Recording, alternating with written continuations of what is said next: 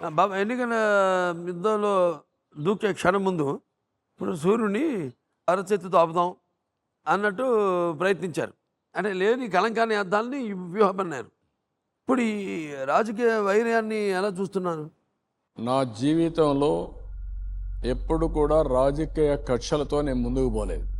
అసెంబ్లీలో హోరాహోరీగా పోరాడతాం ప్రజాహితం కోసం. ముందు నేను రూలింగ్లో ఉన్నాను. రాజశేఖర్ రెడ్డి అపోజిషన్లో ఉండేవాడు. రాజశేఖర్ రెడ్డి కొన్నిసార్లు కొంచెం గొడవలు చేసినా, మరీ రెచ్చిపోయినా నేను సంయమనం పాటించేవాడిని. అదే సమయంలో రాజశేఖర్ రెడ్డి ముఖ్యమంత్రి అయినప్పుడు నేను ప్రతిపక్ష నాయకుడిని. అప్పుడు కూడా కొన్ని విషయాల్లో రాజశేఖర్ రెడ్డి చాలా దూకుడుగా కూడా మాట్లాడాడు. అప్పుడు నేను కూడా అదే సమయంలో నిలదొక్కొని గట్టిగా కూడా వార్నింగ్ ఇచ్చాను, హెచ్చరించాను. మళ్ళా అతను తగ్గి క్షమాపణ కూడా చెప్పిన సందర్భాలు ఉన్నాయి. బయట ఎక్కడ కూడా ఇలాంటి తీసుకోలేదు. కానీ మొట్టమొదటిసారిగా ఆంధ్రప్రదేశ్ రాష్ట్రంలో కక్ష రాజకీయాలు వచ్చే పరిస్థితి వచ్చింది. ఆ కక్ష రాజకీయాలు వ్యక్తిగత ద్వేషాలతో ముందుకు పరిస్థితి తీసుకొచ్చారు. నేను మాత్రం లక్ష్మణ రేఖ దాటను. తప్పు చేసిన వాడిని వదిలిపెట్టను.